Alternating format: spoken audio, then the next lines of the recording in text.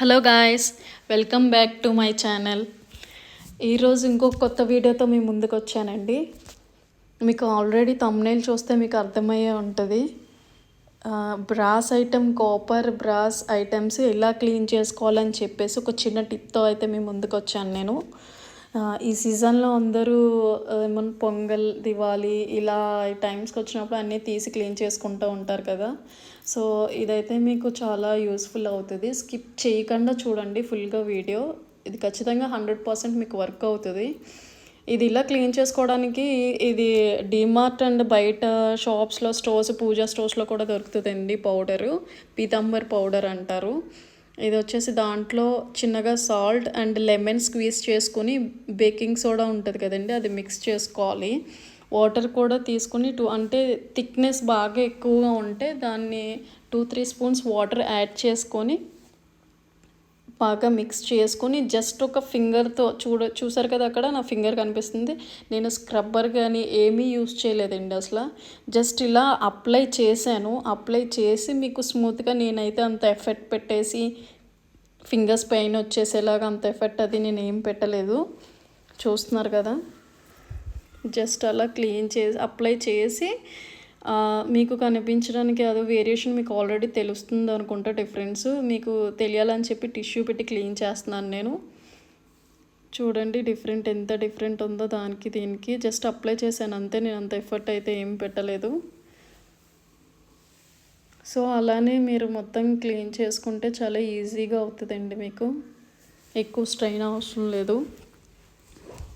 ఇది పౌడర్ వచ్చేసి డీమార్ట్లో కూడా ఉంటుంది, పూజా స్టోర్స్లో ఎవరు అడిగినా ఇస్తారు. సో ఇలా అప్లై చేసేసి కూడా పక్కన పెట్టచ్చు. కాకపోతే నేనైతే వెంటనే వాష్ చేసేసుకుంటాను. ఇలాగే అప్లై చేసి పెడితే కూడా క్లీన్ అయిపోతుంది. మొత్తం క్లీన్ చేసేసుకొని ఇప్పుడు అది వాటర్లో డిప్ చేసి క్లీన్ చేసి టిష్యూతో వాటర్లో డిప్ చేసి మీకు చూపిస్తాను నేను. మీరు న్యూ ఐటెం తీసుకున్నప్పుడు ఎలా అయితే ఉంటుందో అలానే ఉంటుంది. ఇదైతే నేను డైలీ యూజ్ చేస్తానండి.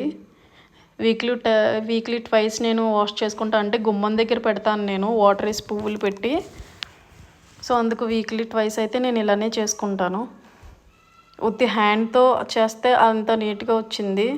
స్క్రబ్బర్ పెడితే కూడా అలానే ఉంటుంది. వెంటనే ఇవి కాపర్ బ్రాస్ ఐటమ్స్ అండి. మీరు ఇలా క్లీన్ చేసుకున్న తర్వాత మస్ట్ అండ్ షుడ్గా చేయవలసింది ఏంటంటే క్లాత్ తీసుకుని నీట్గా తుడుచుకోవాలి మీరు, లేదంటే ఆ డాట్స్ అది ఉండిపోతుంది. ఈ బ్యాక్ సైడ్ నేను ఇంకా క్లీన్ చేయలేదు. ఈ రెండిట్లకి డిఫరెన్స్ తెలుస్తుంది కదండి. ఇది వచ్చేసి నేను ఒకటైతే జస్ట్ ఒక పౌడర్లో ఏం మిక్స్ చేయకుండా చేశాను, అది రైట్ సైడ్ ఉంది. పౌడర్లో salt, lemon, baking soda mix చేసింది లెఫ్ట్ సైడ్ ఉంది. ఆ రెండిట్లకి మీకు వేరియేషన్ తెలుస్తుంది కదా, డిఫరెంట్.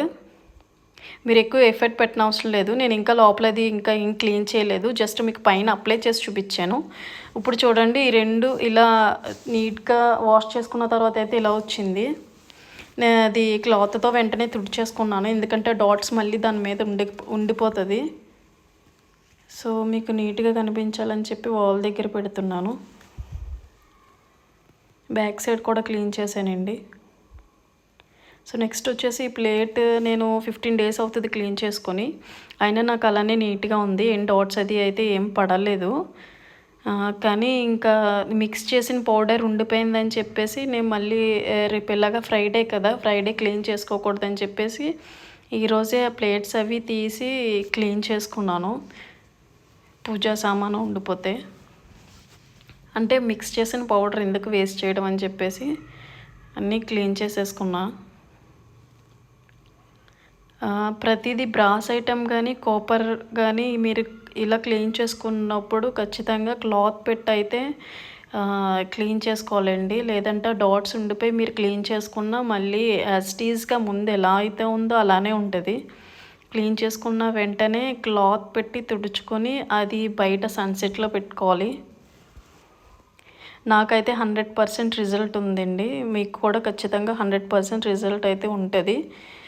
మీరు ట్రై చేసి నాకు కమెంట్ అయితే మీరు పెడతారని నేను అనుకుంటున్నాను.